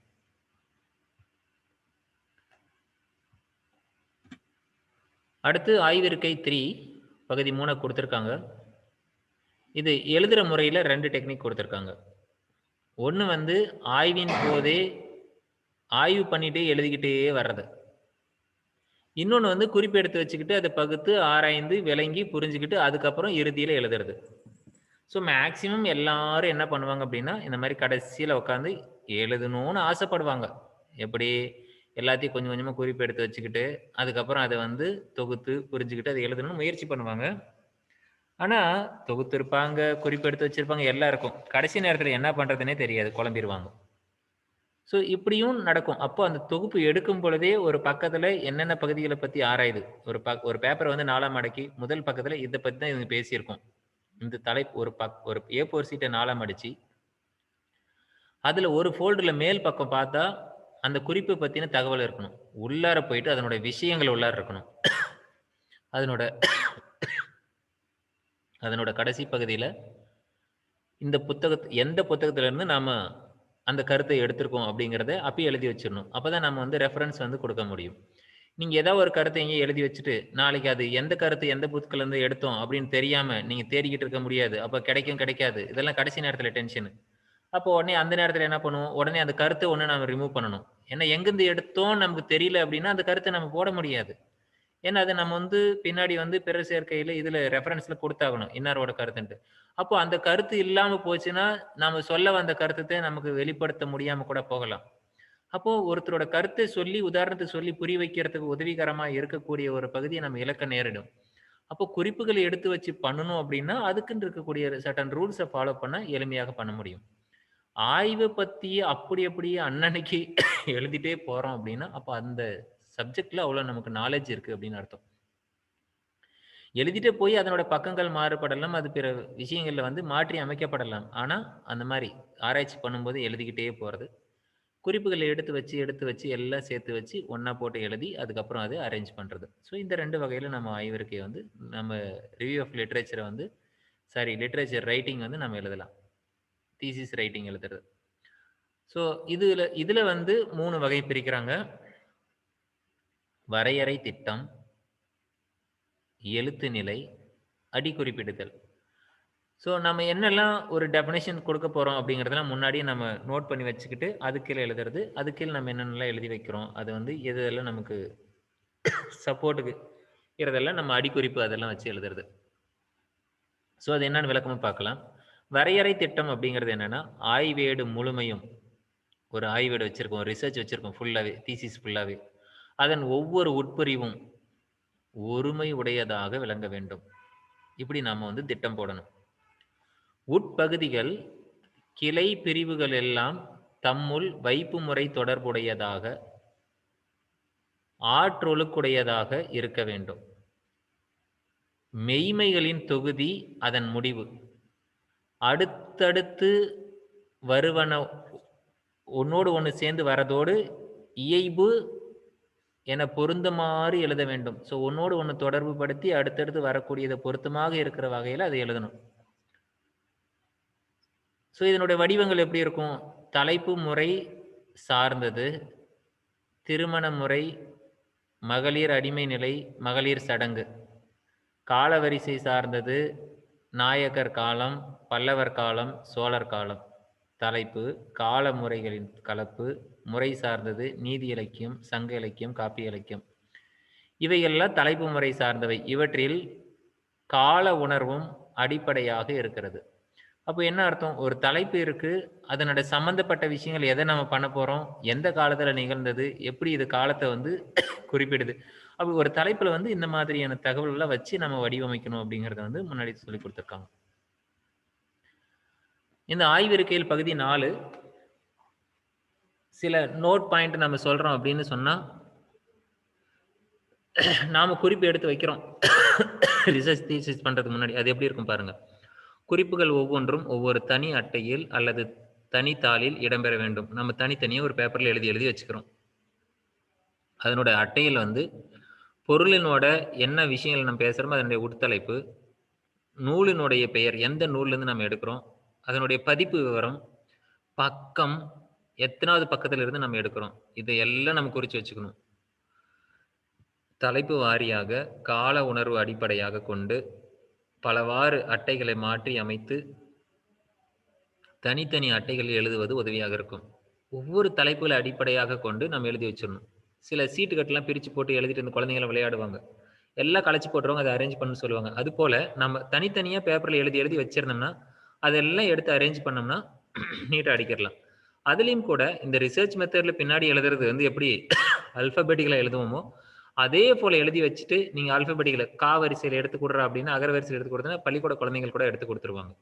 ஸோ நம்மளை அரேஞ்ச் பண்ணி கொடுத்துருவாங்க. அதன் அடிப்படையில் நம்ம அதுக்கப்புறம் அதை வந்து தீசிஸ் ரைட் பண்ணிக்கலாம். குறிப்பிட்ட தலைப்பிற்கு எடுத்த செய்திகள் போதுமானதாக இல்லை என்பதை இதன் வழி அறிய முடியும். மீண்டும் அது தொடர்பான குறிப்புகளை எடுத்தல் இயலும். ஸோ ஒரு குறிப்பிட்ட விஷயத்துக்கான போதுமான தகவல் இல்லை, மேலும் அதை பற்றி சேகரிக்கணும் அப்படின்னா இது நமக்கு தெரிஞ்சிருக்கணும். முதல்ல எடுத்து வச்சாதான் நமக்கு தெரியும். ஸோ இதை நாம் பார்த்துக்கலாம் அப்படின்னா நம்ம உள்ளார போக முடியாது. பெருந்தலைப்பு, கிளைப்பிரிவு, உட்பிரிவு போன்ற பல்வேறு நிலைகளில் பகுக்கப்படவும் ஒரு குறிப்பை மீண்டும் பயன்படுத்தவும் அட்டைகளை அடுக்கி அவற்றை கலைத்து மீண்டும் அடுக்கவும் இது உதவும். ஸோ இந்த மாதிரி குறிப்புகள் வந்து தனித்தனி அட்டையில் நம்ம கரெக்டாக வந்து அந்த பதிப்பகம் அதெல்லாம் போட்டு வச்சிருக்கோம் அப்படின்னா நம்ம கலைஞ்சாலும் திருப்பி மீண்டும் அடிக்க முடியும். அல்பபெட்டிக்கலாக ஆர்டர் நம்ம எழுதி வச்சிருந்தோம்னா.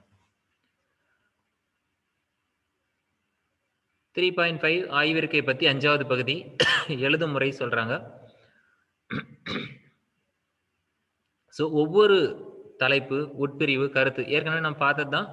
எல்லாத்துக்கும் வந்து சமமான முக்கியத்துவம் கொடுக்கணும்.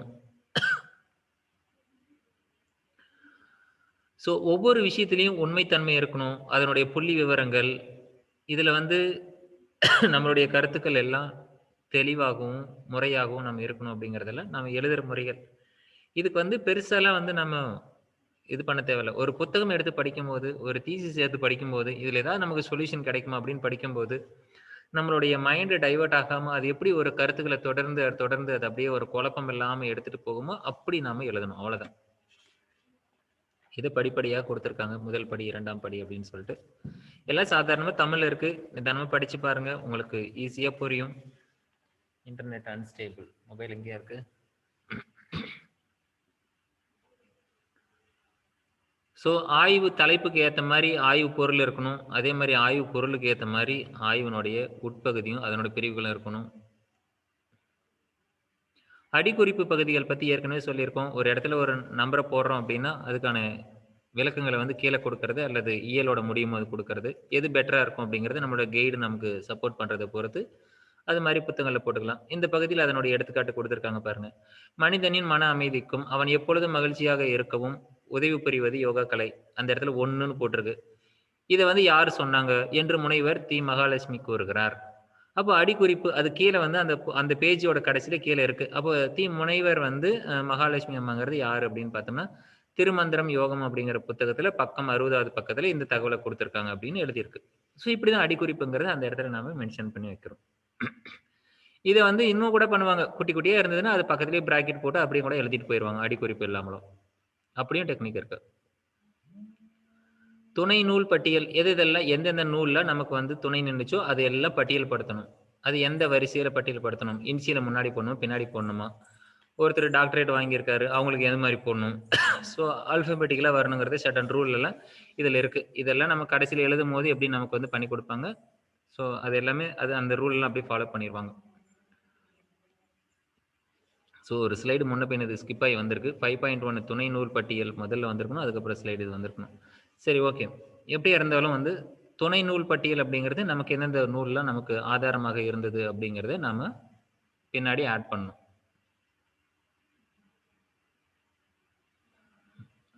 ஸோ எந்த பிரிவிலிருந்து ஆய்வு எடுக்கிறோமோ, நம்ம ஆய்வுக்கு எது எடுக்கிறோமோ, அது வந்து முதன்மை நூல். இப்போ எடுத்துக்காட்டு வந்து திருமந்திரம். திருமந்திரத்தில தான் நம்ம ஒரு தலைப்பு வந்து பொருந்தியிருக்கு அப்படின்னா, அது வந்து முதன்மை நூல். அது ஆதாரம். முதன்மை ஆதாரம். அதில இருந்து நமக்கு துணை நின்ற நூல்கள் அல்லது அதிலிருந்து மத்த நூல்ல நமக்கு வந்து உதவி புரியுது அப்படின்னு சொன்னா, மத்தவங்க அந்த திருமந்திரம் அது சம்பந்தப்பட்ட புத்தகத்தில மத்தவங்க எழுதின விஷயங்கள். இப்படி துணை நூல் பட்டியல் நம்ம வந்து தயாரிக்கிறோம். முதன்மை நூல், துணை நூல். இந்த துணை நூல் பட்டியல தயாரிக்கும்போது ஏற்கனவே அந்த ஸ்லைடு ஸ்கிப் ஆகி முன்னாடி வந்திருந்தது. அதேதான். ஒரு நூலாசிரியரோட பேர் எப்படி இருக்கணும்? அந்த பதிப்பகம் எப்ப இருக்கணும்? அந்த பதிப்பகம் எத்தனாவது பதிப்பு? அதுல எத்தனாவது பக்கத்துல இருக்கு? இந்த சாரி பக்கத்துல வரதெல்லாம் இல்ல. இதுல வந்து அ யார் எந்த பதிப்பகம்? யார் எழுதுனாங்க? அந்த புத்தகத்தோட பெயரு, எத்தனாவது பதிப்பு? எந்த வருஷம் பண்ணாங்க? எந்த பதிப்பகத்துல பண்ணாங்க? எந்த ஊர்ல பண்ணாங்க? இந்த மாரி தகவல்கள்லாம் நம்ம அந்த புக்கோட பின்னாடி வந்து ரெஃபரன்ஸ் குடுத்திருப்பாங்க. அதுதான். இவ்வாறு வந்து ஒரு மேல்நிலை உயராய்வுக்கு போற நாம, இதெல்லாம் நம்ம தெரிஞ்சிருக்கணும். நமக்கு இதுதான் எக்ஸாமா வரப்போது, முதல் ஆண்டுல. இத பத்தின இன்னும் விளக்கங்கள் அவங்க தயார் பண்ணிட்டு இருக்காங்க. இன்னும் ரிசர்ச்ல வந்து கைடு இன்னும் நெறைய தகவல்கள் அவங்க ஆட் பண்ணுவாங்க. அதெல்லாம் நம்ம கத்துக்கலாம். கூடவே திருமந்திரத்த படிச்சுட்டு இருக்கலாம். ஆழ்ந்து ஆராய்ச்சி பண்ணலாம். அதே சிந்தனையில இருப்போம். ஒரு திருமந்திரத்த எடுத்து சொல்லிக்கிட்டே இருந்தா கூட அதிலிருந்து ஏதாவது ஒரு விஷயம் நமக்கு உணர்வுபூர்வமா வந்துகிட்டே இருக்கும். இதெல்லாம் நம்ம தொடர்ந்து பண்ணலாம். வர வர உலகத்தமிழ் ஆராய்ச்சி நிறுவனம் எந்த அளவுக்கு நமக்கு உதவியா இருக்கோ, அதை நம்ம எடுத்துக்கிட்டு, அங்க கைட்ஷிப் அரேஞ்ச் பண்ணா அதையும் நம்ம பயன்படுத்தி, நம்மளுடைய சுய முயற்சியில ஒரு சொந்த ஆர்வத்துல வந்து நம்ம இத முயன்று, நம்ம இத அடையறதுக்கு முயற்சி பண்ணலாம். ஒரு திருமந்திரத்தை பாடி நாம் நிறைவு செய்யலாம். நேராக அமர்ந்து கொள்ளலாம். திருமந்திரம் பரிச்சயம் இருக்கவர்கள் அத வந்து பாடலாம். இல்ல அப்படின்னா கண்கள மூடி சாதாரணமா கவனிக்கலாம். அப்பனை நந்திய திருமந்திரம். திருமந்திரம் பாடுறதுக்கு முன்னாடி ஒரு 3 முறை ஓம் சொல்லலாம். ஆ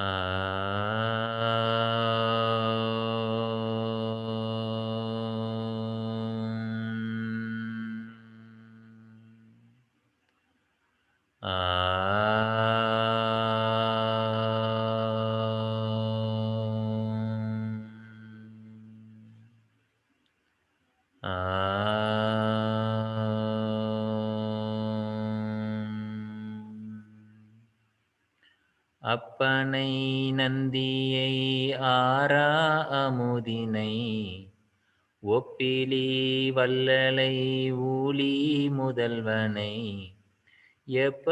எப்பரிசாயினும் ஏத்துமின் ஏத்தினால் அப்பரிசு ஈசன் அருள் பெறலாமே.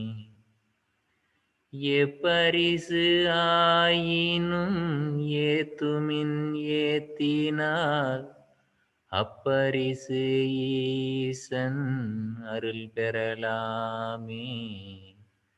அப்பரிசு ஈசன் அருள் பெறலாமே.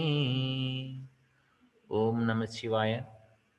வகுப்பில் கலந்து கொண்ட உங்கள் அனைவருக்கும் எனது அன்பான நெஞ்சார்ந்த நன்றியை தெரிவித்துக் கொள்கிறேன். தொடர்ந்து இதே போல 8, 9 இந்த 8 மணிலேருந்து 9 மணி வரைக்கும் நாளை திருமந்திரம் இருக்கு. ஸோ தொடர்ந்து பதஞ்சலி யோக சூத்திரம் சாண்டிங் இருக்கும். தொடர்ந்து பதஞ்சலி யோக சூத்திரம் விளக்கம் இருக்கும். ஸோ இந்த இணையம் இந்த ஜூம் ஐடி 8 மணிலேருந்து 9 மணி வரைக்கும் டெய்லியும் ஒரு ப்ரோக்ராம் நடந்துட்டு தான் இருக்கும். ஸோ உங்களுக்கு நேரம் இருக்கு, வாய்ப்பு இருக்கு, இன்ட்ரெஸ்ட் இருக்கு அப்படின்னா கலந்துக்கலாம். நீங்க மற்றதெல்லாம் படிக்கிறது கத்துக்கிறதுக்கு வாய்ப்பு இருக்கு அப்படின்னா நீங்க பயன்படுத்திக்கலாம். வகுப்பில் கலந்து கொண்ட உங்கள் அனைவருக்கும் முழுமையான ஒரு பகுதியை உலகத்தமிழ் ஆராய்ச்சி நிறுவனம் வழங்கியிருக்கிறத எடுத்து நான் கொடுத்தேன் அப்படிங்கிறதுல எனக்கு மற்றற்ற மகிழ்ச்சி. பங்கேற்ற நீங்கள் அனைவரும் அன்மியூட் பண்ணி பேசலாம். உங்களை இவ்வளோ நேரம் மியூட் பண்ணி வச்சதுக்கு என்னை மன்னிச்சிருங்க. உங்களை அறியாமல் அன்மியூட் ஆகி மற்றவங்களை டிஸ்டர்ப் பண்ணுங்கிறதுனால நான் மியூட் பண்ணி வச்சிருந்தேன். ஐயா, இன்னைய வகுப்பு ரொம்ப அருமையா இருந்ததுங்க. அருட்பெருஞ்சோதி